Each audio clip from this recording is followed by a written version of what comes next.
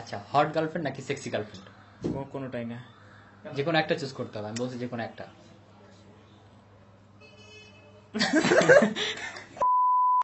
আচ্ছা, গানগুলো কাকে উদ্দেশ্য করে গাওয়া হয়? গানগুলো আসলে ওই বেইমান প্রেমিকাকেই উদ্দেশ্য করে গাওয়া হয়। তো তুমি কি বর্তমানে সিঙ্গেল নাকি ডাবল? আমি অলওয়েজ সিঙ্গেল।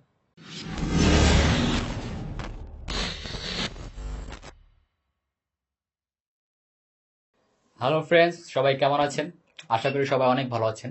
অনেকদিন পর আপনাদের মাঝে চলে আসলাম নতুন একজনকে নিয়ে, যে কিনা বাংলাদেশের সবচেয়ে বর্তমানে জনপ্রিয় সিঙ্গার। তার গান অনেক ভাইরাল এবং বিশেষ করে অনেক মেয়েদের ক্রাশ, যার গান না শুনলে রাতে ঘুমাতে পারে না অনেক মানুষ। তো আমি সরাসরি কথা না বাড়ে তার কাছে চলে যাচ্ছি। তো ভাইয়া, কেমন আছো? এই তো আলহামদুলিল্লাহ ভালো। কি অবস্থা তোমার? আমিও ভালো আছি। তোমাকে দেখে বা তোমাকে পেয়ে আমার মনটা অনেক খুশি হয়ে গেছে। সারাদিন মন খারাপ ছিল, বাট তোমাকে দেখার পর এখন অনেক ভালো আছি। তো তোমার দিনকাল কেমন যাচ্ছে? আমি অলওয়েজ আলহামদুলিল্লাহ অনেক ভালো থাকি, দিনকাল অনেক ভালো যায় আচ্ছা, আলহামদুলিল্লাহ। তো আমি ফার্স্টে যে কোশ্চেনটা দিয়ে শুরু করব সেটা হচ্ছে, তোমার নাম গগন সাকিব, এটা কেন? এখন এটা আনকমন একটা নাম, অদ্ভুত একটা নাম, এটা কারণটা কি? আনকমন নাম হচ্ছে আমার নাম ছিল ফার্স্টে হচ্ছে নাজমুস সাকিব। তো আমি চাচ্ছিলাম যে মিডিয়াতে আমি যখন আসব তখন হচ্ছে হুম। আনকমন একটা নাম দিই, এরকম একটা আচ্ছা, ইচ্ছা আচ্ছা। ছিল তখন। তো হুম, আমার এক মামা আছে যিনি আমার নাম রেখেছিলেন হচ্ছে গগন সাকিব। হুম, তো তিনি আমাকে গগন নামে ডাকতেন। তো হুম। আমার মাথায় আসলো যে যদি আমি এই নামটা আমার টাইটেল ইউজ করা যায় তাহলে হয়তোবা জিনিসটা মানে স্ট্যান্ডার্ড হয় আর কি, এরকম ভাবছিলাম প্রথমে। তো ওই ভেবে আসলে গগন সাকিবটা দেওয়া আর কি। আচ্ছা, তখন আচ্ছা। থেকেই গগন সাকিব। আচ্ছা, তো এই নামের অর্থ কি? গগন মানে হচ্ছে আকাশ, সাকিব হুম। মানে নক্ষত্র। আচ্ছা, আচ্ছা। তো নামটা কি খুব পছন্দ হয়েছে? নাম আমার কাছে আমার গগন নামটা অনেক ভালো লাগে। সাকিব নামটা যদিও এভারেজ, আচ্ছা, অনেকেরই আচ্ছা। আছে। গগন নামটা আমার কাছে এক্সেপশনাল ভালো আসলে লাগে। আসলে খুব অদ্ভুত। আমি যখন ফার্স্টে নামটা শুনি গগন শাকিব, তো আমি অবাক হয়ে যাই, এই নামে মানুষ হয়। তো এটা আমি ফার্স্ট টাইম মনে হয় শুনেছিলাম। তো আচ্ছা, ফার্স্ট সেকেন্ড যে কোশ্চেনটা থাকবে, তো মিডিয়া লাইফে গান গাওয়ার ইচ্ছা কেন হয়েছে বা মিডিয়া লাইফে আসার কারণটা কি? কারণ হচ্ছে আসলে প্রত্যেকটা মানুষেরই একটা শখ থাকে আর কি লাইফে। হুম, তো কারো শখ হচ্ছে সে বই পড়ে, কারো হুম, শখ হচ্ছে সে বাগান করে, কারো শখ হচ্ছে বন্ধু বান্ধব নিয়ে আড্ডা দিতে ভালোবাসে। হুম। তো আমার শখ হচ্ছে গান গাওয়া। ছোট আচ্ছা। থেকে আমার শখ ছিল, বাট হুম, সেটা আমি তুলে ধরতে পারছিলাম না। ঠিক হুম। আছে। তো হয়তোবা সময়ের ব্যবধানে সময়ের ব্যবধানে আমি আসলে এই পর্যন্ত আসা, মিডিয়াতে আসা, গানের জগতে আসা। তো তার পেছনে অনেক বড় ধরনের কাহিনী আছে। ঠিক আছে, তো সেটা বলতে গেলে হয়তো ইন্টারভিউ এর টাইম শেষ হয়ে আচ্ছা, যাবে। আচ্ছা। তো আমি আর বিশেষ করে সব যারা আমরা ছোট থাকি তখন, তো সবার ইচ্ছা থাকে যে অ্যাক্টিং করা, হ্যাঁ, হ্যাঁ। অভিনয় করা। তো এই অভিনয়টা বাদ দিয়ে সিঙ্গার হওয়াটা কেন ইচ্ছে হলো? না, আমি তো বললাম না, কারো শখ থাকে বই পড়া, কারো শখ হুম। হচ্ছে বাগান করা, কারো শখ হচ্ছে ঘোরাফেরা, কারো শখ নায়ক হবে সে। আচ্ছা, ঠিক আছে, তো আমার শখ হচ্ছে আমি সিঙ্গার হব, এরকম একটা শখ ছিল, তবে আচ্ছা, এটা আচ্ছা। প্রফেশন না, আমার শখ। আচ্ছা, তো একটা কোশ্চেন, যে সবারই যেটা জানার আগ্রহ থাকে, তো তোমার গ্রামের বাড়ি কোথায়? আমার গ্রামের বাড়ি হচ্ছে নেত্রকোনায়। নেত্রকোনা। হ্যাঁ। তো পড়াশোনা, স্কুল লাইফ কোন জায়গায় ছিল? পড়াশোনা হচ্ছে আসলে আমি গ্রামে জন্ম হলেও আমি হচ্ছে ছিলাম সবসময় বাহিরে। নেত্র বাইরে বলতে গেলে মানে শহরে? গ্রামের বাহিরে ছিলাম আর কি, আচ্ছা। নেত্রকোনা, ময়মনসিং, ঢাকা, হুম, হুম। এরকম ছিলাম। তো যখন আমি স্কুল লাইফে ফার্স্ট হচ্ছে আমি গ্রামেই পড়াশোনা করি। হুম। প্রাইমারি লাইফ আমি গ্রামে শেষ করতে পারিনি, দেন হচ্ছে হাই স্কুলে আমি ঢাকা ভর্তি হই। আচ্ছা। হাই স্কুলে ঢাকা ভর্তি হওয়ার পর আমার লাইফে একটা ঘটনা ঘটে। তো সেটা পার্সোনাল থাক, তো ওই কারণে আমার হচ্ছে ক্লাস 7 আমার 2 বছর থাকতে হয়। হুম, হুম। তো তখন আমি ঢাকা ছিলাম, ঢাকা একটা স্কুলে ভর্তি হয়েছিলাম তখন। ক্লাস 7 এখানে 1 বছর থাকার পর দেন হচ্ছে আমি চলে যাই হচ্ছে নেত্রকোনায়। নেত্রকোনায় আমি পড়াশোনা করতে থাকি, নেত্রকোনায় আমার এসএসসি কমপ্লিট হয়। দেন যখন আমি ইন্টারমিডিয়েট ভর্তি হব তখন হচ্ছে আমি মাইমিসিং চলে আসি, মাইমিসিং এসে আমি শহীদ সৈয়দ নজরুল ইসলাম কলেজে ভর্তি হই আর কি। এখন হচ্ছে আপাতত ইন্টার সেকেন্ড ইয়ারে পড়ছি, মানে হচ্ছে 2021-এ আমি এক্সাম দিব আর কি, এইচএসসি। আচ্ছা, তো বর্তমানে সাকিব ইন্টার সেকেন্ড ইয়ারে হ্যাঁ, পড়তেছে। হ্যাঁ। আচ্ছা, তো আপাতত কোথায় থাকা হচ্ছে বর্তমান সময়? আপাতত হচ্ছে আসলে কোনো জায়গায় ফিক্সড থাকতে পারতেছি না, হয়তো বা কাজের কারণে আমার ঢাকা আসতে হয়, আবার ময়মনসিংহ যাইতে হয়, আবার হচ্ছে নেত্রকোনা যেতে হয়, আবার গ্রামে যেতে হয়। তা আসলে একদম পার্মানেন্টলি আসলে কোথাও থাকা হচ্ছে না এখন আপাতত। আচ্ছা, আচ্ছা। তো এই গান করার যে পিছনে, তো আমরা যখন একটা কাজ শুরু করি তখন অনেকেরই একটা কেউ তামাশা করে বা কেউ মানে উপর মানে কেউ একটা ভালো যে মানে কাজ করতে গেলে তাকে কেউ উৎসাহ দেয় না বা নিন্দা করে, ছোট করে। তো এরকম কোনো অভিজ্ঞতা আছে কিনা যখন গান ফার্স্ট শুরু হয় তখন? হ্যাঁ, আছে, এরকম অভিজ্ঞতা আছে। সেটা হচ্ছে আমি তাদের নাম মেনশন করব না। হুম, কয়েকজন আছে যারা হচ্ছে আমি যখন ফার্স্টে ফার্স্টে গানে আসি সেটা হচ্ছে আমি যখন ক্লাস 9-এ পড়ি তখন। হুম, হুম। তখন যখন আমি গান গাইতাম, আমি স্কুলে গান গাইতাম, বেঞ্চের মধ্যে কলম দিয়ে বাজায় বাজায় গান গাইতাম। দেন হচ্ছে মানে অলওয়েজ আমি গান গাইতে ভালোবাসতাম আর কি। যদি আমি তেমন ভালো গান গাইতে পারতাম না এবং এখনো পারি না, তবুও হচ্ছে আমি ট্রাই করতাম আর কি। আমার আচ্ছা। কাছে ভালো লাগতো গান গাওয়া। তো গান গাইতাম, মানে 24 ঘন্টাই গান গাওয়ার উপরে থাকার ইচ্ছা থাকতো আর কি তখন। হুম, তো হুম। তখন যখন গান গাইতাম অনেকেই বলতো যে তুই এটা কি গান গাস, এই সেই অনেক কিছু বলতো। তারপর যখন আমি বলতাম যে আমার না সিঙ্গার হওয়ার একটা ইচ্ছা আছে, ঠিক আছে। কার কাছে বলো তো? হ্যাঁ, আমার আমার কয়েকটা ফ্রেন্ড আছে, তাদের কাছে বলা হতো। আচ্ছা। আহ, দু একজন বড় ভাইও ছিল, তাদের কাছে বলা হতো। তো তারা হচ্ছে যে আমার এই উইশটাকে কোনো মূল্যই দিত না, ঠিক আছে। হুম। তারা হাসি খেলে হইতো, তোর চেয়ে কত বড় বড় সিঙ্গার আছে, তারাই পাত্তা পায় নাই, আচ্ছা, আচ্ছা। এই সেই মানে অনেক কিছু বলতো আর কি। তা আমি তাদের কথা কোনো মাইন্ড করি নাই। আমি মাথায় এটা ছিল যে আমি যদি ভালো কিছু দিতে পারি অবশ্যই দর্শক আমাকে শুনবে। আচ্ছা, তো কখনো কি মনে হয় না যে না এটা আমার দ্বারা হবে না, আমি এটা ছেড়ে দিই? এটা এরকম কখনো হয়েছে মানে এতটা? না না, আসলে আমার হচ্ছে কি, আমার একটু অন্যরকম। আমি যেটা হচ্ছে, আমি যতক্ষণ পর্যন্ত আমি যেটা ইচ্ছা করব, যেটা আমি করব, যতক্ষণ পর্যন্ত আমি সাকসেস না হচ্ছি ততক্ষণ পর্যন্ত হচ্ছে আমি ট্রাই করতে থাকি আর কি। তবে এক সময় এরকম হয়েছিল যে আমি মনে হয় পারবো না, হুম, হুম। এরকম একটা হয়েছিল যে আমি মনে হয় পারবো না। কারণ আমি টানা 3 বছর 3.5 বছর ট্রাই করার পরও হচ্ছে কি যে আমার জিরো ফ্যান ফলোয়ার, হুম, হুম। ঠিক আছে। কারণ হচ্ছে যে আমি স্টুডিওতে যে যাবো, স্টুডিওর লিঙ্ক ছিল না আমার কাছে, আচ্ছা, আচ্ছা। এরকম একটা পজিশন ছিল। তো কারো কাছে আমি, আমার ফ্যামিলির সাপোর্ট ছিল না ফার্স্টে। তো ফ্যামিলিকে যে আমি জানাবো ব্যাপারটা, তারা যে আমাকে সাপোর্ট করবে, সেটা হচ্ছে টাকা পয়সার সাপোর্ট আছে, মেন্টালি সাপোর্ট আছে।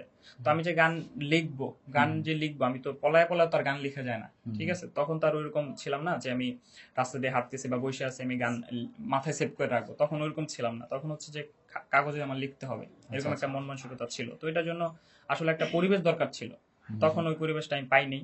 তো শেষে এরকম যখন আমি এসএসসি দিই, এসএসসি দেওয়ার পরে আমার চিন্তা ভাবনা এরকম ছিল যে আমার দ্বারা মনে হয় হবে না। আচ্ছা। কারণ আমি হয়তো বা সুযোগটা পাবো না কোনোদিন, আমি হয়তো বা লিঙ্কই খুঁজে পাবো না, আমার হুম, গান হুম। কে শুনবে, ওরা মনে হয় সত্যিই বলছে, এরকম ছিল। তবে মাথার মধ্যে এটা ছিল যে যদি ভালো কিছু দিতে পারি, এক্সেপশনাল কিছু দিতে পারি, যে দর্শক এখন যেটা শুনছে, হুম, ঠিক হুম। আছে, যদি তার থেকে আমি একটু অন্যরকম কিছু দিতে পারি, তাহলে অবশ্যই তারা আমাকে আমার গান শুনবে, হুম, হুম। ঠিক আছে। তো ওই চিন্তা ভাবনা থেকে আমি আস্তে আস্তে প্রেমিকা গান লেখা স্টার্ট করি। হুম, হুম। প্রেমিকা গান লেখা স্টার্ট করার পর থেকে দেখলাম যে বাবু যে ওয়ার্ডটা আছে, হুম, ঠিক হুম। আছে, এই বাবু ওয়ার্ডটা কিন্তু কোনো গানে ইউজ হয়নি। হুম, তো কোনো গানে ইউজ হয়নি, তো বাবু ওয়ার্ডটা আমি ইউজ করতে চেয়েছি। এবং হচ্ছে এই গানটা হচ্ছে এমন একটা টাইপের গান যেটা হচ্ছে সব লেভেলে মানুষের মানে শুনতে পারবে আর কি, হুম, ঠিক হুম। আছে, এরকম একটা লেভেলের। তো যাই হোক, দেন হচ্ছে এই গানটা লিখতে আমার প্রায় 3 মাসের মতো টাইম লাগে। আচ্ছা। দেন এক বড় ভাই ছিল, জামিউল হাসান, হুম। মানে যিনি আমাকে অনেক সাপোর্ট করেছেন, মেন্টালি হোক বা টাকা পয়সার দিক দিয়ে হোক, মানে বিভিন্নভাবে সে আমাকে হেল্প করেছে। তো আচ্ছা, আচ্ছা। তখন তার সাথে আমার পরিচয় হয় কোনো একটা ভাবে, তার বাসায় যাই। তার মাধ্যমে আমি প্রেমিকা গানটা রেকর্ড করি। তখন ওইটা মজার ব্যাপার হচ্ছে যে ওইটা রেকর্ড করতে আমার যে টাকা খরচ হয়েছিল, হুম, হুম। প্রত্যেকটা টাকা আমি স্কুলের যে টিফিনের টাকা ছিল বা আমাকে কেউ ঈদের সময় মার্কেট করতে টাকা দিচ্ছে বা যেই টাকা দিচ্ছে, আমি ওগুলো জমায় জমায় রাখতাম। হুম, আমি হুম। ইচ্ছা ছিল যে আমার যত টাকাই লাগে আমি একটা গান বের করবই, এরকম ইচ্ছা ছিল, হুম, ঠিক হুম। আছে। তো ওই টাকা তারপর আমি, ওই টাকা দিয়ে আমি গান রেকর্ড করি। গান রেকর্ড করার পর হচ্ছে আমি নিজের চ্যানেল আপলোড দিই। তো সেটা হচ্ছে শামসুল অফিসিয়াল চ্যানেলের দৃষ্টিগোচরে আসে। দেন আমাকে ডাকা হয়। ডাকা হওয়ার পর হচ্ছে আমি ঢাকা আসি। হুম, হুম। ঢাকা আসার পর গান রেকর্ড করি এইচ তুর্য ভাইয়ার কম্পোজিশনে। গান রেকর্ড করার পর হচ্ছে সেটা শামসুল অফিসিয়াল চ্যানেলে মিউজিক ভিডিও আকারে আসে, আচ্ছা, আচ্ছা। ঠিক আছে। তো এই ক্ষেত্রে হচ্ছে আমি একটা কথা বলি দর্শকদের উদ্দেশ্যে, সেটা হচ্ছে যে আমাকে এই ক্ষেত্রে রাকিবুল ইসলাম মুন্না ভাই অনেক হেল্প করেছেন, ঠিক আছে। তো এই ক্ষেত্রে আমি তার প্রতি চিরকৃতজ্ঞ। আরো অনেকেই হেল্প করেছে, তো হ্যাঁ, সবার অনেকে প্রতি হেল্প কৃতজ্ঞ। করেছেন, তবে হ্যাঁ, তোমার হেল্পটা হচ্ছে উল্লেখযোগ্য আর কি। আচ্ছা, থ্যাংক ইউ সো মাচ।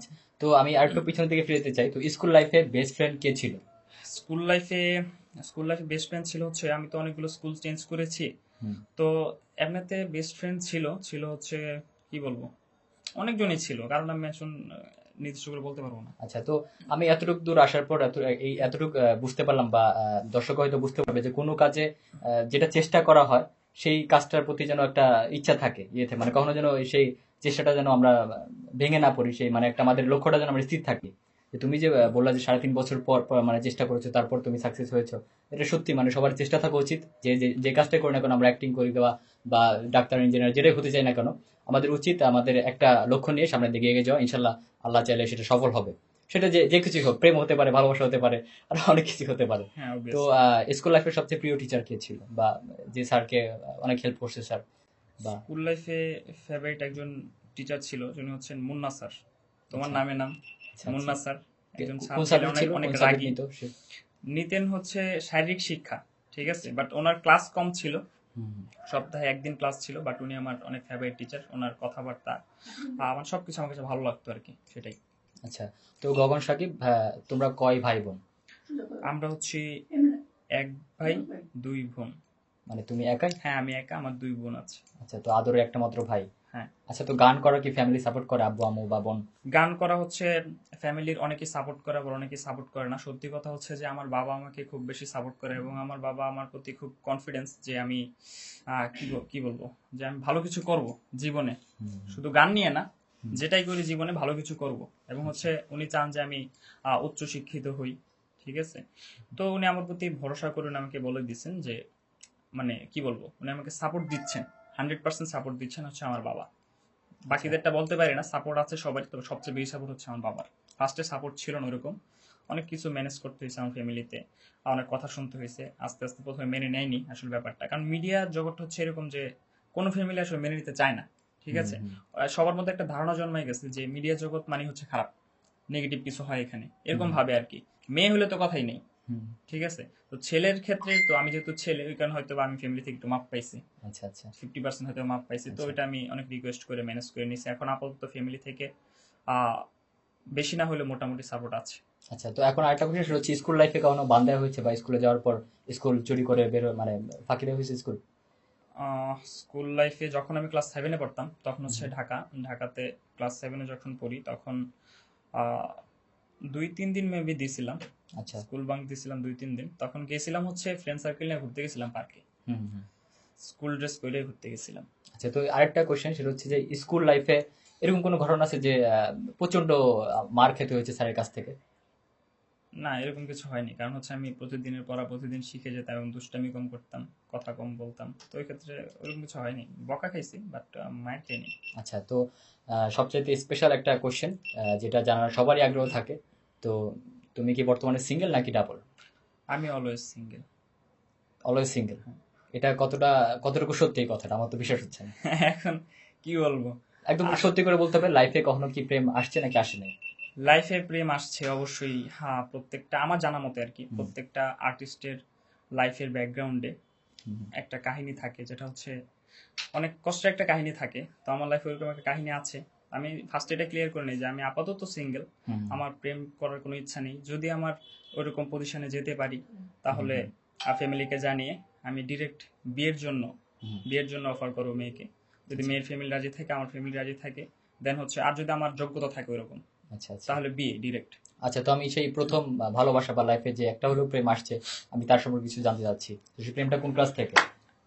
সেটা হচ্ছে, প্রেম ছিল মেবি ক্লাস 7-এর লাস্টের দিকে, ক্লাস 7 লাস্টের দিকে মানে ক্লাস 8-এর ফার্স্টের দিকে আর কি, এরকম। আচ্ছা, তো প্রপোজ কে কাকে আগে করা হয়েছে, মেয়ে না ছেলে? প্রপোজ হচ্ছে মেয়ে আগে করছিল প্রপোজ, হুম, ঠিক আছে। বাট তখন হচ্ছে আমি ভালোবাসা মানে কি, ভালোবাসা জিনিসটা আসলে কি, ছোট ছিলাম, এতটা বুঝতে পারিনি।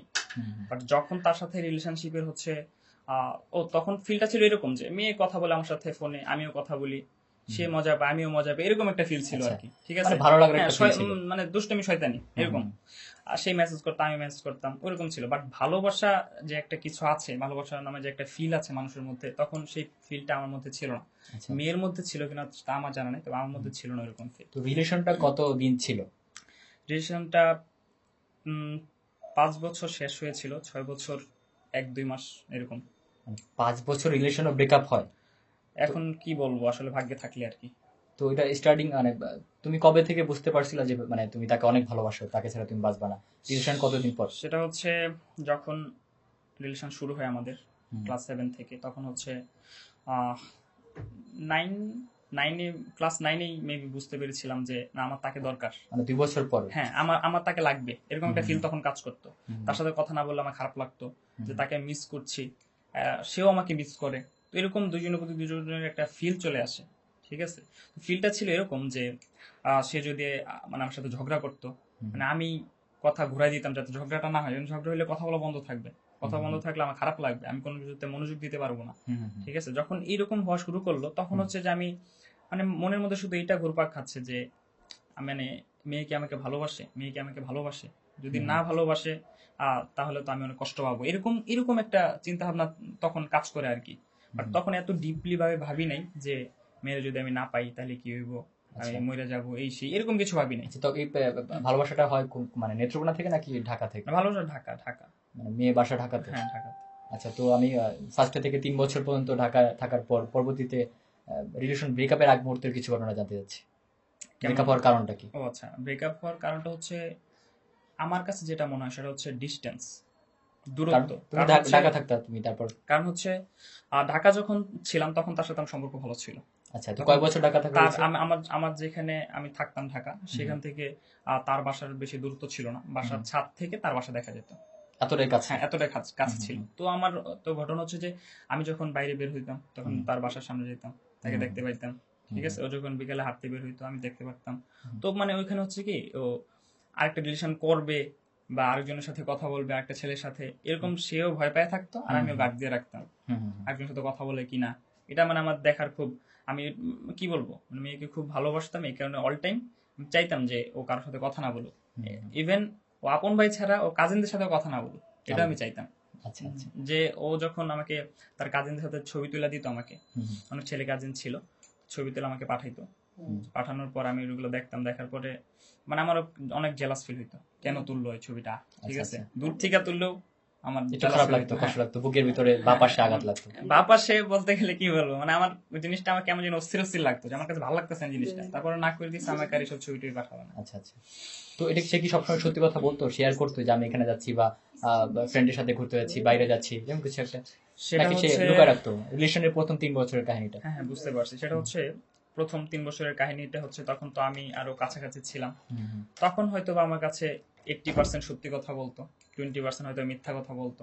তো এইটা এভারেজ 80% সত্যি কথা সবাই বলে, ঠিক আছে। আচ্ছা। তো সে ওইরকমই, তবে সে আমাকে ভালোবাসতো, এটা আমি শিওর ছিলাম। কিভাবে শিওর? সে আমাকে ভালোবাসতো। এই শিওরের কারণটা কি, মানে কখন বুঝতে পারলাম মানে সে তোমাকে অনেক ভালোবাসে? ভালোবাসা হচ্ছে যে আমি যখন আমি রাগ করতাম, অনেক পরিমাণে রাগ করতাম, মানে আমাকে হারানোর ভয় ছিল তার। আচ্ছা আচ্ছা। অনেক হারানোর ভয় ছিল, সে বারবারই বলতো যে তুমি রাগ করো, কথা না বলে থাকো, কোনো প্রবলেম নেই, বাট কোন সময় ছাইড়ে যায় না। ঠিক আছে, যখন তখন সে এই মানে কথা, এই কথাগুলা, হ্যাঁ এই কথা আমি জাস্ট একটা উদাহরণ দিলাম আমি। আচ্ছা, ঠিক আছে, জাস্ট একটা উদাহরণ দিলাম, অনেক কিছু আছে, জাস্ট একটা উদাহরণে বুঝিয়ে দিলাম যে সে আমাকে ভালোবাসতো। আচ্ছা মানে আচ্ছা আমি বুঝতে পেরেছিলাম সে আমাকে ভালোবাসতো, বাট আচ্ছা। এই ব্রেকআপ হওয়ার কারণটা হচ্ছে জাস্ট অনলি ওয়ান রিজন, সেটা হচ্ছে ডিস্টেন্স, দূরত্ব। কারণ হচ্ছে আমি ছিলাম নেত্রকোনায়, সে ছিল হচ্ছে ঢাকায়। ঠিক আছে, তো অনেকটা দূরত্ব। হয়তোবা তার যখন ঘুরতে মন চাইছে, তার যখন আমার সাথে ফুচকা খাইতে মন চাইছে, আমার সাথে রিক্সা দিয়ে ঘুরতে মন চাইছে, আমার একটা হাতটা ধরতে মন চাইছে, তখন হয়তো আমি তার কাছে নাই। ঠিক আছে, তো তখন সে আমাকে ফিল করছে, তখন সে আমাকে ফিল করছে যে আমি তো নাই, তো সাকিব তো নাই তার কাছে। ঠিক আছে, তো তখন এই সাকিবের অভাবটা পূরণ করার জন্য সে, আমার যেটা মনে হয় আর কি, যে সে আরো রিলেশনশিপে জড়াইছে। আচ্ছা, তো 5টা বছর রিলেশনশিপের মধ্যে ঝগড়া লেগে কতদিন কথা না বলেছিলাম, মানে এর মেয়েটা জানতে চাচ্ছি, মানে ক্রমে ক্রমে সেটা হচ্ছে প্রথম দিকে কতদিন কথা না বলে থাকা হতো? প্রথম দিকে হচ্ছে কি বলবো, ঝগড়া করে, রাগ করে? 3 দিন 4 দিন এরকম যাইতো। আচ্ছা, 2 বছর পর কয়দিন? যখন আমি বুঝতে পারলাম যে আমার তাকে লাগবে, আমি তাকে ভালোবাসি, তাকে ছাড়া তো আমার মানে চলতেছে না, তার সাথে কথা না বললে আমার ভালো লাগে না, যখন তাকে মিস করা শুরু করলাম, তখন হচ্ছে মানে কি বলবো, একদিন পার হইতো না। আচ্ছা আচ্ছা 24 আওয়ার্স কখনো পার হইতো না। আচ্ছা, রাগটাকে কে ভাঙাতো, ছেলে নাকি মেয়ে? রাগ ও রাগ করলে আমি ভাঙাইতাম, আমি রাগ করলেও আমি ভাঙাইতাম। রাগ করার মাধ্যমটা কি ছিল, যে রাগ ভাঙানোর সবচেয়ে সহজ উপায় কি তোমার? সহজ উপায় হচ্ছে গান শোনানো। মানে ও গান শোনাতো নাকি? না না, আমি গান শোনাবো আর বউ বলে ডাকবো, সেটাই। আচ্ছা, আর তোমার রাগটা কি করে সে ভাঙাতো? আমি তো রাগই করতাম না, কারণ আমার তো তাকে হারানোর ভয় ছিল, আরো তীব্র বেশি ভয় ছিল হারানোর। আচ্ছা, তো এত দূরে যাওয়ার কারণটা কি ছিল? 3 বছর ঢাকা ছিল, তো হঠাৎ করে দূরে চলে গেলা, তখন তোমার মনের অবস্থা কেমন ছিল আর তার মনের অবস্থা কেমন ছিল? দূরে থাকলে তো ভালোবাসা হয়। ভালোবাসা হয়, বাট সে হয়তো বা আমাকে ওরকম ভাবে বুঝতে পারে নাই যে সাকিব তাই কতটুকু ভালোবাসে, সে হয়তো ওইটা ফিল করতে পারে নাই। আমি জানতাম যে আমি তাই কতটুকু ভালোবাসি, আর আমার ভালোবাসাটা হচ্ছে এরকম যে আমি মানে প্রকাশ করতে পারি না আর কি। প্রকাশ যেহেতু করতে পারি না, তো আমার তাকে বোঝানো অনেক কষ্টকর যে আমি তাই কতটুকু ভালোবাসি। সারাদিনে কতক্ষণ কথা বলা হতো, মানে ব্রেকআপের শেষ মুহূর্তে কেমন টাইম দেওয়া হতো তাকে? তখন আসলে ব্রেকআপটা আসলে একটা অন্যভাবে হয়েছে, এটা এভারেজ না। ঘটনা হচ্ছে এরকম, আমি ঘটনাটা বলি তারপর ক্লিয়ার হবে। সেটা হচ্ছে আমি তখন ঢাকায়, বেশি দিন আগের কথা না, ব্রেকআপ হয়েছে কত সাল হবে এটা? এবছরই। এবছর কাহিনী? হ্যাঁ, এবছরের কাহিনী, একদম ফার্স্টের দিকে, হুম, জানুয়ারি ফেব্রুয়ারি এরকম। হুম, হুম, তখন হচ্ছে আমি ঢাকা ছিলাম। ঢাকা থাকার পরে আহ, তার বড় বোন ছিল, বড় বোন আমাকে ফোন দিছে। ফোন দিয়ে বলতেছে, আমি রাত্রেবেলা বারান্দায় বসে আছি, তখন কল দিছে। কল দিয়ে বলতেছে যে ওর তো বিয়ে ঠিক হয়ে গেছে। আচ্ছা, সত্যি না মিথ্যা এটা? এই তো আমি বলতেছে যে ওর তো বিয়ে ঠিক হয়ে গেছে। আমি প্রথমে হাসছি যে আপু মজা করতেছে আমার সাথে। বলছে, আচ্ছা ঠিক আছে, কি অবস্থা আপনার? বলতেছে, না ভাই আমি সত্যি বলতেছি, ওর তো বিয়ে ঠিক হয়ে গেছে। পরে আমি একটু সিরিয়াস। আমি দেন আস্ক করলাম যে আচ্ছা আপনি একটু সিরিয়াসলি বলেন, কারণ এই ব্যাপার নিয়ে ফাইজলামি আমার ভালো লাগে না। বলো যে হ্যাঁ ভাই আমি সিরিয়াসলি বলতেছি, ওর বিয়ে ঠিক হয়ে গেছে, অন্য ছেলেকে ভালোবাসে, তাকে বিয়ে করতে চাই এবং বিয়ের জন্য ডেট ফিক্সড করে ফেলছে। ঠিক আছে, তো তখন আসলে মানে আমার একটা হুশ হয়েছে আর কি, যে না এরকম এটা কি হইতেছে, তখন এরকম একটা ফিল হয়েছে। তো আমি বললাম যে আপু আমি বাসায় আসবো, আপনাদের বাসায় আসবো, বাসায় সামনাসামনি কথা বলবো, কারণ ফোনে কথা বললে হয়তো অনেক কিছুর গ্যাপ থেকে যাবে। তো গেলাম বাসায়। বাসায় যাওয়ার পরে এর মাঝখানে কি মেয়ের সাথে কোনো কথা হয় নাই যে তুমি এটা কি করতেছো? এর মাঝখানে মেয়ের কাছ থেকে আমি বিয়ের কথা শুনিনি, ডিরেক্ট মেয়ের আপু বলছে। আচ্ছা, তো নরমালি কি তার সাথে মেয়ে কথা, আমাকে জানায়নি। মেয়ের সাথে কথা কি অফ ছিল তখন? না না, মেয়ের সাথে কথা ছিল না, মেয়ের সাথে জাস্ট কি বলবো, ওই একটু মনোমালিন্য ছিল, একটু ঝগড়া ছিল। ঠিক আছে, যেটা ঝগড়া হয় স্বাভাবিকভাবে, ঝগড়া ছিল। বাট আমি তাই কল দিচ্ছিলাম, সে হয়তো বা কল রিসিভ করতেছিল না, এরকম একটা অবস্থা ছিল আর কি। দেন হচ্ছে আমি যাই বাসায়। বাসায় যাওয়ার পর ওর আম্মু ছিল, ওর আব্বু ছিল, আপু ছিল। তারপর আমি যা বলার বলছি। মেয়ে বলতেছে যে সে ওই ছেলেকে বিয়ে করবে। ঠিক আছে, তো এখন আর আমার কি করার আছে? আমি জাস্ট এটাই বলছি যে আমাকে মিথ্যা আশা না দিলেও পারতা। তো তোমার 5টা বছরের রিলেশন, নরমালি এটা তোমার কোনো ভুল ছিল না এখানে? আমার মতে আমার কোনো ভুল ছিল না। আমার মতে আমি ভুল থাকলে আমি স্বীকার করতাম, কারণ হচ্ছে আমি মেয়েকে ভালোবাসি, তো এখানে কি ভুল থাকবে? তো হঠাৎ করেই একটা সময় জানতে পারলা যে আমার ভালোবাসা মানুষ অন্য কাউকে বিয়ে করতে হ্যাঁ, অন্য যাচ্ছে। কাউকে বিয়ে করতে যাচ্ছে, এবং অন্য কাউকে যদি এরকম হইতো যে তাকে ফ্যামিলি থেকে জোর করে বিয়ে দিয়ে দিতেছে, সে নিজের ইচ্ছা। হ্যাঁ যদি এরকম হতো যে ফ্যামিলি থেকে জোর করে বিয়ে দিতে চাইতেছে, মেয়ে আমার কাছে আসতে চায়, হ্যাঁ, হ্যাঁ, হ্যাঁ। তাহলে নো প্রবলেম, আমি তাকে নিয়ে আসতাম। আচ্ছা, ঠিক আছে, বাট সে যদি নিজের ইচ্ছায় চলে যায় তাহলে তো আমার কিছু করার নেই, তার মানে কারণ মেয়ে হচ্ছে আমার বিপক্ষে। আমরা বলতে পারি মেয়েরা খুবই স্বার্থপর, বেইমান, এরকম কিছু? সেটা মেয়েরা বলা ঠিক না, কারণ হচ্ছে তাহলে এটা এবারে সবাইকে বোঝায়, সেটা বলা ঠিক না। মেয়েরা সবাই ভালো, বাট হচ্ছে যে কতজন আছে যে মানে বেইমানি করে আর কি, তাদের উদ্দেশ্য থাকে হচ্ছে এরকম যে একটা ছেলের সাথে কয়েকদিন থাকবো, ঘুরবো ফিরবো, খাবো, দেন হচ্ছে আরেকটার সাথে রিলেশন করবো, আচ্ছা, এরকম। তো তার সাথে কাটানোর সবচেয়ে স্পেশাল মোমেন্ট কোন দিন, মানে কোন দিন ছিল বা মনে পড়ে সবচেয়ে? সবচেয়ে স্পেশাল মোমেন্ট হচ্ছে যখন স্কুলে আমি মানে রিক্সা দিয়ে যাইতাম। রিক্সা দিয়ে যাওয়ার পরে ওকে যখন রাস্তায় পাইতাম, তখন হচ্ছে রিক্সা ওর রাস্তায় পাইলে রিক্সা থামাই দিতাম। আচ্ছা, রিক্সা থামাই দিয়ে ওর সাথে হেঁটে যেতাম যতটুকু যাওয়া যায়। রিয়েকশনটা কি হতো তখন? ওর রিয়াকশন খুশি? কি হইতো? খুশি লজ্জা হতো? পাইতো, অনেক লজ্জা পাইতো। আচ্ছা, ঠিক আছে, অনেক লজ্জা পাইতো। বাট মানে আমি একটা কথা বলি ফাইনালি, সেটা হচ্ছে যে মানে ও যে আমার সাথে এরকম একটা বেইমানি করবে সেটা আমি কোনোদিনও ভাবিনি, কারণ হচ্ছে আমি সিরিয়াস ছিলাম যে আমার তাকেই লাগবে, আমার তাকেই লাগবে। আমার কাজিনরা আমাকে বারবার বলেছে যে এই মেয়ে তো তোর সাথে বেইমানি করবে, এই মেয়ে তো আর রিলেশনশিপ করে, ঠিক আছে, আর রিলেশনশিপে আছে এই মেয়ে, তুই এই মেয়ের সাথে রিলেশন থাকিস না, এরকম বারবার আমাকে বলছে। বাট আমি হচ্ছে কি আমি আমি তাদেরকে আরো ইগনোর করছি। আমি বলছি না আমার ওই মেয়েকেই লাগবে আমার। ঠিক আছে, তো আমার ওই মেয়েকে যেহেতু লাগবে, দেন হচ্ছে আমি ডিসিশন নিয়েছি যে আমি একটা পজিশনে যাই, দেন হচ্ছে আমি ফ্যামিলিকে জানাবো। মেয়েকে আমি এটাও বলছি, বাট মেয়ের ওই পর্যন্ত সহ্য হয় নাই। ঠিক আছে, মেয়ে আরেকটা রিলেশনশিপ করছে, একটা করে না অনেক রিলেশন করছে। তো এই ক্ষেত্রে আসলে ডিরেক্ট এটাই বলতে হয় যে মেয়ের ক্যারেক্টারে মেয়ের প্রবলেম ছিল, বাট এটা আমি আগে বুঝিনি, পরে বুঝতে পারছি। মানে হারানোর পর বুঝা হ্যাঁ, গেছে। কারণ আমি আগে তো আর কোথাও আমার 100% বিলিভ ছিল সে এরকম কিছু করবে, সেটা আমার জানা ছিল না। আর যখন আমি ব্রেকআপ হওয়ার পর খোঁজ নিয়ে দেখলাম, তখন হচ্ছে তার ব্যাকগ্রাউন্ড সম্পর্কে জানতে পারলাম যে মানে তার ক্যারেক্টার প্রবলেম ছিল আর কি। আচ্ছা, তো এই ব্রেকআপের মানে ব্রেকআপ হওয়ার পর তোমার মনের অবস্থাটা কেমন ছিল? ব্রেকআপ হওয়ার মনের অবস্থা তো অবশ্যই খারাপ ছিল। তো আমি অনেকদিন কি বলবো, কারোর সাথে কথা বলি নাই, সারাদিন ঘুমাইছি, শুয়েছিলাম। আচ্ছা, গানগুলো কাকে উদ্দেশ্য করে গাওয়া হয়? গানগুলো আসলে ওই বেইমান প্রেমিকাকেই উদ্দেশ্য করে গাওয়া হয়। আর প্রতিটা গানই কেন স্যাড থাকে, কষ্ট থাকে, এটা কারণটা কি? স্যাড থাকে, কষ্ট থাকে হচ্ছে আমার মনের যে আবেগ, যে অনুভূতি, সেটা আসলে প্রকাশ করার ট্রাই করি আর কি। আচ্ছা, তো একটা গান গানের যে কথাগুলো সেগুলো রেডি করতে কতদিন সময় লাগে? সেটা হচ্ছে এভারেজ যদি বলা যায় তাহলে হচ্ছে লাগে প্রায় 15 দিন 20 দিন টাইম আর লাগে। প্রতিটি গান কি তাকে উদ্দেশ্য করে গাওয়া হয়? হ্যাঁ, প্রায় সবগুলো তাকে উদ্দেশ্য করে করা হয়। আচ্ছা, তো সে কি তোমার গান শোনে? গান শুনে নাকি তা জানি না, তবে আমার যা মনে হয় শোনার কথা। কেন শোনার কথা কেন? যে তোমাকে ভুলে গেছে, সে অন্য কাউকে নিয়ে সুখে আছে, বিয়ে করে ফেলছে, তার তো স্যাড সং শোনার কোনো প্রয়োজন নেই। কারণ হচ্ছে আমি এটা কেন বললাম, কারণ হচ্ছে আমি আহ, যখন আমি যে গান গাইতাম সেটা সে জানতো। তো জানতো এবং সে আমার দু একটা গান শুনছে অনেক আগে। ঠিক আচ্ছা, আছে, হ্যাঁ, প্রেমিকা গানটা শুনছে। হ্যাঁ। প্রেমিকা গান যখন আপলোড হয় তখন সে শুনছে, তো বাকিগুলো কেন শুনবে না? আচ্ছা, তো তখন সে কি বলেছিল শোনার পর বলেছিল রিয়েকশনটা? কি গান ভালো হয়েছে, কেন এই গান করছো, মানে এরকম কিছু বলছিল আর কি। আচ্ছা, কেন এই গান করলো, আমি তো জানি না, আমি আছি, এরকম কিছু একটা? উম, এরকমই, তার কোশ্চেনটা ছিল এরকমই। আচ্ছা, আর বর্তমান সময় যে ভাইরাল একটি গান, দেশের সেরা একটি গান, আর সবাই শুনতেছে সবার মুখে মুখে, যে নেশার নৌকা গানটি, তো এই গানটার পিছনে গল্প একটু শুনতে চাই। গানটার পেছনে গল্প হচ্ছে, গানটা যখন আমি লিখি তখন হচ্ছে আমি বারান্দায় বসে বসে গিটার বাজাইতেছি ব্যালকনিতে, রাত 11টা 11:30টার দিকে। তখন হুম, হচ্ছে আস্তে আস্তে আস্তে আস্তে মাথায় একটা লিরিক আসে যে প্রিয়া প্রিয়া প্রিয়ায় আমায় ব্যথা দিয়েছে, হুম, এরকম একটা লিরিক আসে। হুম, তখন হঠাৎ করে চাঁদ চোখে পড়ে, হুম, যে চাঁদ আছে আকাশে এরকম।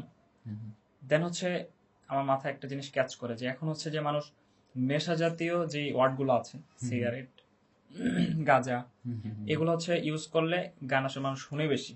হুম, ঠিক আছে, তো আমি চিন্তা ভাবনা করে দেখলাম চাঁদ আছে, চাঁদ হচ্ছে একটা সুন্দর একটা শব্দ।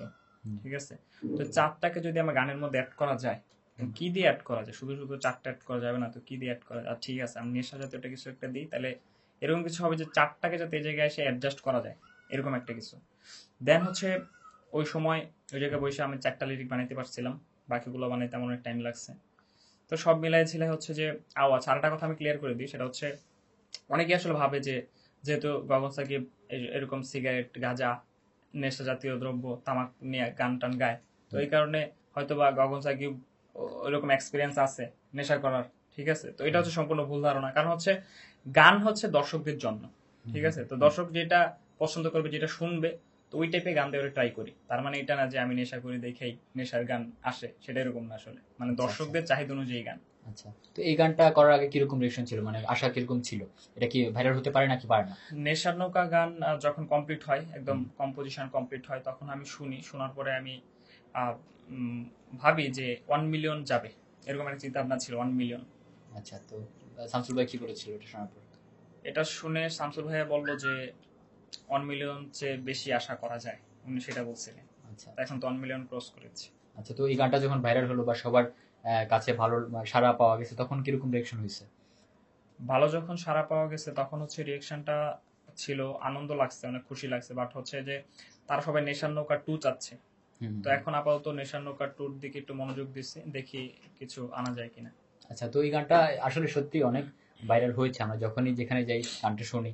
তারপর বিভিন্ন অ্যাপে এই গানটা শুনি, ইউটিউবে তো অনেক অনেক চ্যানেল থেকে এটা রিআপলোড করা হয়েছে, আবার আর মেন অফিসিয়াল চ্যানেল থেকে এটা হুম মেন, হুম। বাট এছাড়া অনেকেই আপলোড করেছে। তো এরপর নেক্সট গান কি আসতেছে বা প্ল্যান কি নেক্সট এর থেকে? এরপর নেক্সট নেশার নৌকা 2 দেওয়ার সম্ভাবনা বেশি, আচ্ছা, আচ্ছা, যদি লিরিক মাথায় আসে আর কি। আচ্ছা। তো আমরা এখন একটু ভিন্ন ধারা প্রশ্নে চলে যাবো। অবশ্যই। তো তোমার কেমন মেয়ে পছন্দ? কেমন মেয়ে পছন্দ? মেয়ে ভালো থাকবে, ক্যারেক্টার ভালো থাকবে, হুম, পর্দা করবে, নামাজ আচ্ছা, পড়বে, হুম, ওইরকমই। আবার একটা কথা আছে, সেটা হচ্ছে অনেকেই বলতে পারে যে তুমি গান গাও, হারাম কাজ করো, এখন আবার পর্দাশীল মেয়ে কেন চাও? হুম, সেটা হচ্ছে যার যার তো মনে একটা অভিরুচি থাকতে পারে। আচ্ছা, আচ্ছা, সেটা হচ্ছে আমার রুচি, আমি রুচিটা জাস্ট প্রকাশ করলাম, আচ্ছা। সেটাই। তা দেখতে কেমন হতে হবে? মনের দিক থেকে তো বুঝলাম, বাট দেখতে সে কেমন হতে হবে? দেখতে হচ্ছে আল্লাহ যেটা রাখছে ভাগ্যে তো সেটাই। হুম, তবে আমার যেটা ইচ্ছা সেটা হচ্ছে যে কালা হোক, সাদা হোক, মোটা হোক, চিকন হোক, লম্বা আচ্ছা, হোক, খাটো হোক, সেটা কোনো ম্যাটার করে না। মনটা ভালো হতে হবে। হ্যাঁ, সেটাই। আচ্ছা, ঠিক আছে। কেউ যদি হঠাৎ তোমাকে প্রপোজ করে, তখন তোমার রিঅ্যাকশন কি হবে? কেউ যদি হঠাৎ করে প্রপোজ করে, সেটা হচ্ছে রিয়াকশন কি হবে? আমি আহ, সে আমার গানকে বা আমাকে ভালোবাসতে পারে, স্বাভাবিক। আচ্ছা, তো প্রপোজ কি করবে? আই লাভ ইউ তো বলবে, আর তো হুম, কিছু না। হুম, হুম। তাহলে ও বলে হ্যাঁ আই লাভ ইউ টু, ভালোবাসি আমি তোমাকে। একদম যে সে জীবন সঙ্গিনী হিসেবে তোমাকে পেতে চায়। ওরকম কিছু যদি চাই, সেটা হচ্ছে আসলে দেখবো আমি যেরকম ভেবে দেখবো। কোয়ালিটি পছন্দ করি বা যেরকম টাইপের মেয়ে পছন্দ করি, তার মধ্যে ওইগুলো আছে কিনা। দেন বিয়ে তো একটা মেয়েকেই করতে হবে, হুম। তো সে যদি আমার ভাগ্যে থাকে তো থাকবে। আচ্ছা, তো বিয়ের পর কি গান করবা নাকি করবা না বিয়ের পর?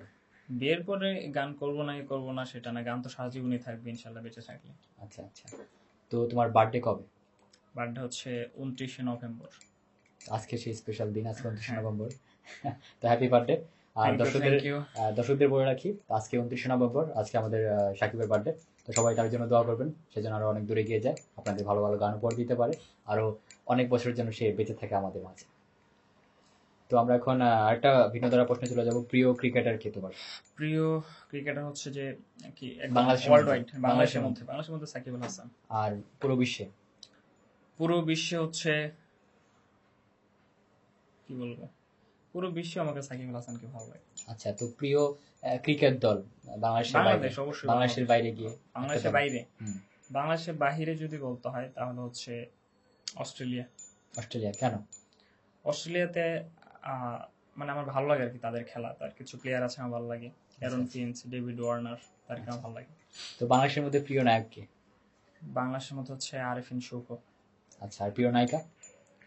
প্রিয় নায়িকা সিনেমায়, সিনেমা। সিনেমাতে প্রিয় নায়িকা নেই, কেউ নেই। আচ্ছা, প্রিয় সিঙ্গার কে বাংলাদেশের মধ্যে? বাংলাদেশের মধ্যে প্রিয় সিঙ্গার হচ্ছে জুনাইদ ইমান ভাই, অ্যাশেজ ব্যান্ড। আচ্ছা, তো তাকে এত ভালো লাগে কেন? ভালো লাগে আসলে তার গানগুলোর জন্য, তার গানগুলো যদি শুনতে হয় আলাদা একটা মন লাগে, হুম। আলাদা একটা ফিল লাগে। তার গান আসলে বিশ্লেষণ করলে সারা জীবনে শেষ হবে না।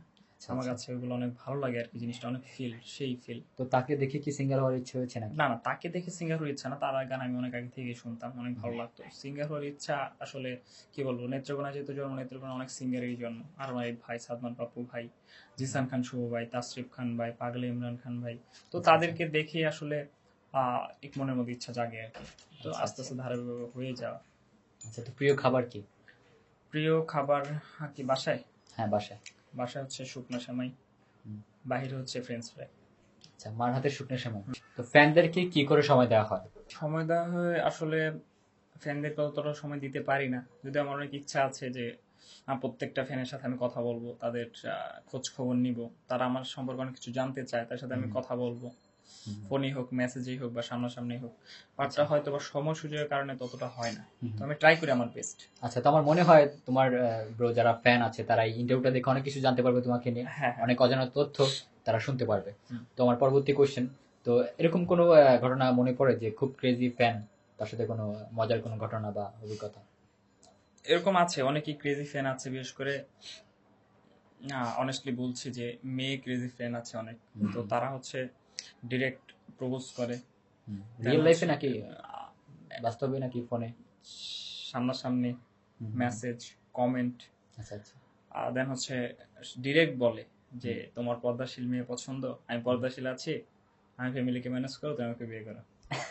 তখন রিয়েকশনটা কেমন হয়? রিয়েকশন কেমন থাকে? রিয়েকশন আমার নিজের কাছে ভালো লাগে যে আমার গান শুনে একটা মেয়ে মানে আমার প্রতি এতটা কি বলবো দুর্বল হয়ে গেছে আর কি, সেরকম একটা ফিল হয়। তো মনে হয় এটাই মানে সবচেয়ে বড় পাওয়া একটা সিঙ্গারের জন্য, যে ফ্যানদের ভালোবাসা। হ্যাঁ, ফ্যানদের ভালোবাসা। আমি মানে আমার ফ্যানদেরকে অনেক ভালোবাসি, অনেক রেসপেক্ট করি, ফ্যানটাই হচ্ছে আমার সম্পদ, ঠিক আছে? আচ্ছা আচ্ছা। ফ্যানদেরকে ছাড়া গগন থেকে আমি কিছুই না। তো জীবনের ইচ্ছেগুলো কি কি, বা জীবনের 3টা ইচ্ছা? জীবনের 3টা ইচ্ছা হচ্ছে যে আমার বউকে অনেক ভালোবাসবো, এক হচ্ছে এটা। এক হচ্ছে আমার ইউটিউব চ্যানেল, আমার যেটা personal YouTube channel 1 million subscriber থাকবে, 2 নাম্বার ইচ্ছা। সেটা হচ্ছে 2 নাম্বার। 3 নাম্বার হচ্ছে মানে কি বলবো, আমার সারা বাংলাদেশ ঘোরার একটা ইচ্ছা আছে, সারা বাংলাদেশ ঘুরবো একসময়, প্রতিটা জেলা? প্রতিটা জেলা না, একদম কোনায় কোনায় ঘুরবো।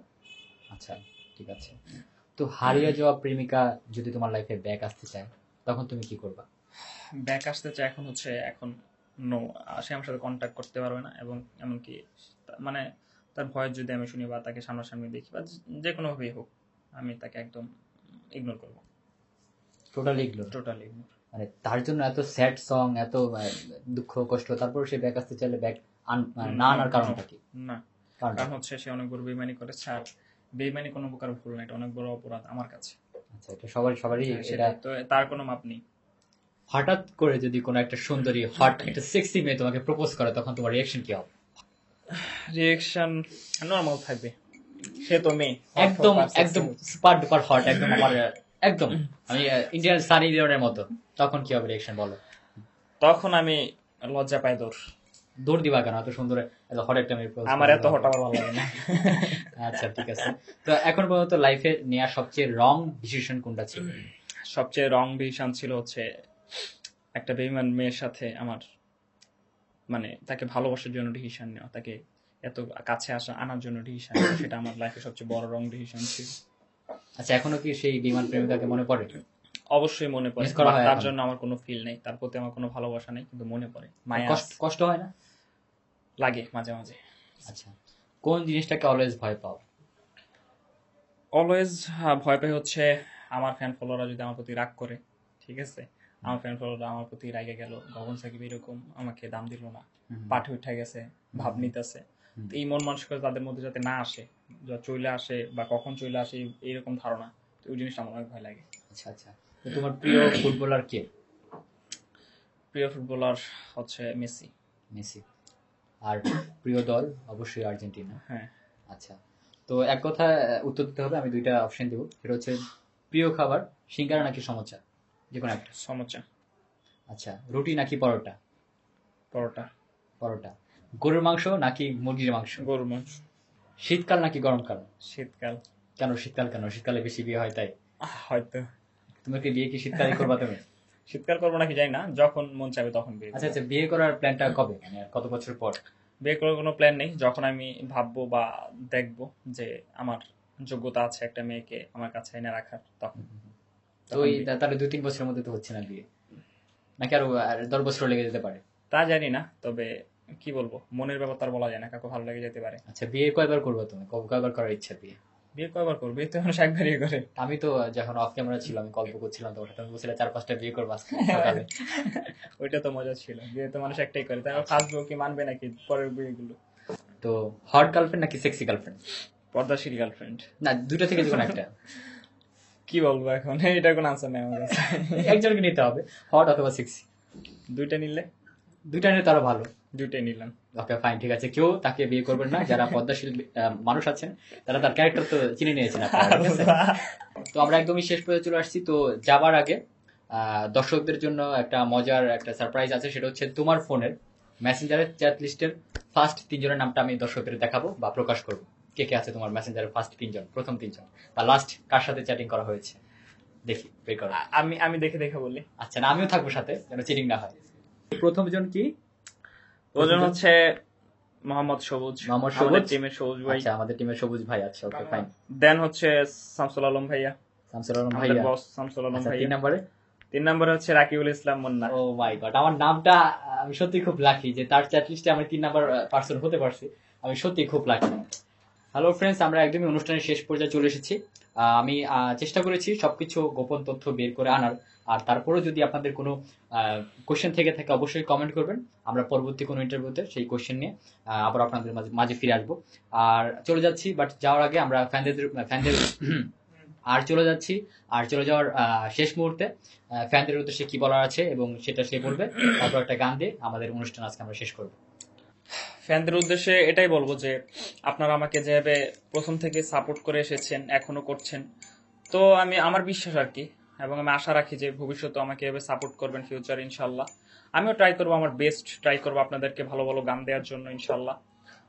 আরেকটা কথা হচ্ছে যে হয়তো বা ব্যস্ততার কারণে সময় সুযোগের অভাবে আপনাদের সবার মেসেজের রিপ্লাই দেওয়া হয় না বা সবার সাথে কথা বলা হয় না, এটা আপনারা প্লিজ মানে ক্ষমার দৃষ্টিতে দেখবেন আর কি।